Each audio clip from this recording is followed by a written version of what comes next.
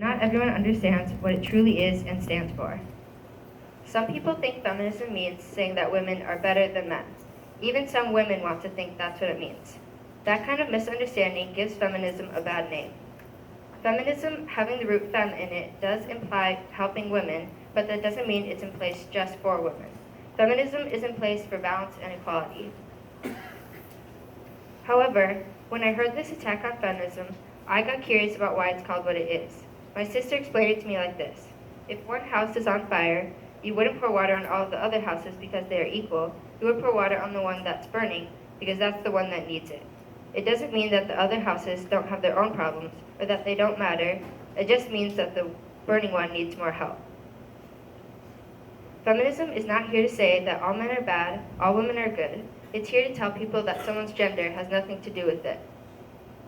It's accepting that some women are good, some women are bad, some men are good, and some men are bad. Another misconception of feminism is that it means all women must be loud or aggressive, that they never fit into the stereotypes put in place by our society. That goes completely against the whole point of feminism by simply switching the stereotypes.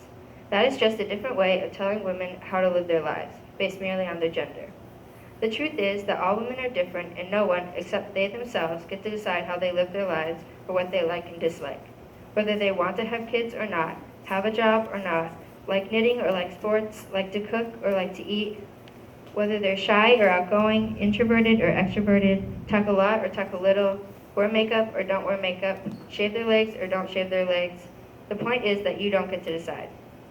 That is, however, explaining it simply. To go on, you would have to go into the different types of oppression different types of people face.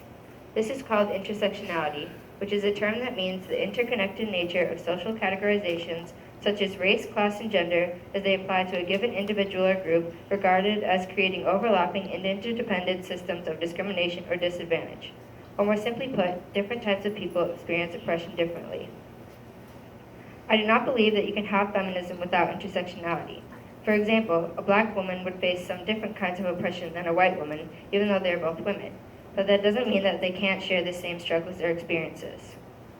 Not only does it protect women who don't fit into the stereotypes put in place by our society, but also men who don't fit into the male stereotypes. Society tells boys that they can't cry or show their emotions, that they must love sports and girls and beer, that they have to be a man. These are just stereotypes and unfair expectations for men that people assume all men will fit into and disapprove when they don't. Feminism protects people who are different and don't necessarily fit in with our society. If you don't agree with any of these things, I believe you cannot call yourself a feminist. You stand with all or you stand with none. Feminism also helps to combat sexual violence. 1 in 2 women experience sexual harassment. 1 in 6 women will experience rape. As a girl who has 4 sisters and a mother, this reality terrifies me. I am by no means trying to minimize the sexual violence that men go through, but I'm sharing how this has impacted me in the largest way. My own sister was assaulted when she was 16 by someone who I trusted and looked up to, and I suffered because of it, and it didn't even happen to me. There is no way to truly understand what a victim of sexual assault or rape goes through.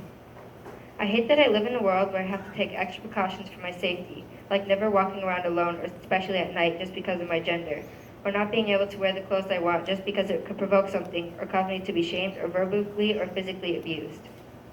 And I should not have to think about these things or take these precautions, especially at my age. Rather than teaching people how not to be raped, we need to teach people not to rape. We need to educate people on the importance of respect and consent. We live in a world where men can get away with rape. We live in a world where women will not be believed or taken seriously if they say they were abused. They ask her what she was wearing and if she acted in a way that made it okay, instead of asking what happened or if she's all right. This is victim blaming. I don't understand where this came from or why people think it's okay. Who decided that women should not be believed when they say they were hurt? Who decided that they don't have a right to their own bodies? Who decided that they deserve less than basic human rights? And why do we let it stand? Sadly, I cannot go into everything else there is to this, like the wage gap, education rights, unequal opportunities, and much, much more. And so, in conclusion, I just want to say that the correct definition of feminism is the belief in the social, political, and economic equality of all genders.